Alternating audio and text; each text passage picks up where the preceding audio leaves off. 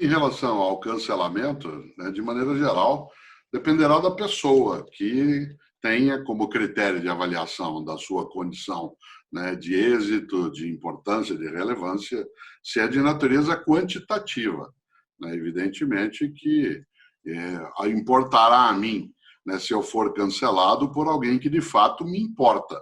Né? Se essa pessoa não me importa, isto é, se ela não tem relevância na minha vida, na minha prática, se ela é alguém que merece respeito por ser outra pessoa, mas aí para, né, a minha conexão, evidentemente que eu posso, sem dúvida, né, ser cancelado sem nenhum tipo de perturbação. Afinal, né, eu relevarei ou deixarei, né, como importante algo que é uma avaliação minha, a partir especialmente de quem faz, né, a avaliação. No mundo digital, eu, de maneira geral, não tenho o hábito, né, de me incomodar com pessoas que são avessas, contrárias, ou que até, usando uma retórica furiosa, sejam capazes, né, de me atacar. Isso é um direito, né, que ela pode ter, e eu levarei em conta ou não, né, a partir daquilo que vier. Não é que eu sou indiferente à negativa de outra pessoa, né? Nenhuma pessoa é imune à necessidade de avaliação, né, do grupo no qual está, mas dependerá sempre,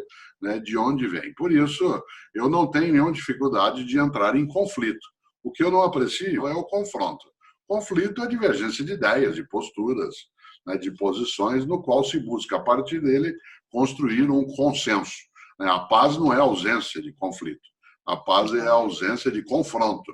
E, nesse sentido, o confronto é a tentativa de anular a outra pessoa, de derrotá-la, né, de amassá-la, no sentido italiano, né, do termo.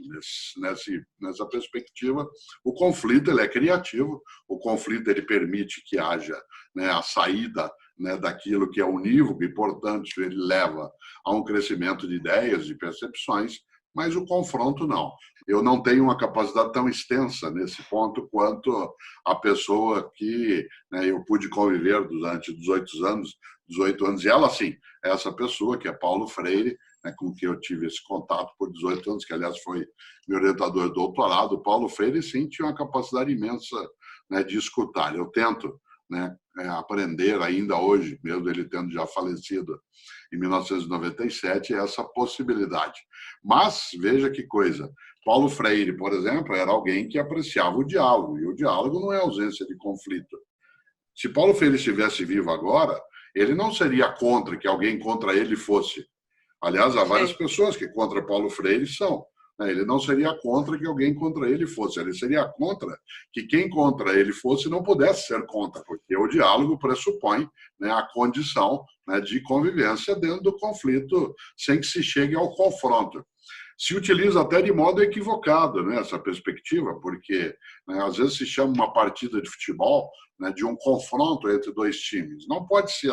O confronto pressupõe que você extinga o outro. E numa partida, por exemplo, de qualquer esporte, se eu chegar ao confronto, o jogo termina. Uma guerra é um confronto. O equivocado é chamar uma guerra de um conflito armado. Um conflito armado não é um conflito, ele é um confronto. Isto é, a intenção é, de fato, fazer com que o teu adversário, ao se tornar inimigo, ele desapareça. Nesse sentido, é estranho quando se trabalha com a perspectiva da recusa, né, ao conflito. O conflito ele faz crescer, ele leva a uma elevação da nossa condição. Por isso, volto ao ponto, né, a paz não é ausência de conflito, ela é ausência, né, de confronto. E a intenção do conflito é a construção do consenso possível, isto é, o máximo de consenso, né, que se consiga obter em relação a algo. Mas se nós fôssemos absolutamente consensuais, né, nós não teríamos nenhum tipo, né, de avanço, de solução de questões, porque ficaríamos estacionados o tempo todo no mesmo lugar. Por isso, e aí concluo, o diálogo ele não pressupõe o tempo todo, né, uma postura de concordância.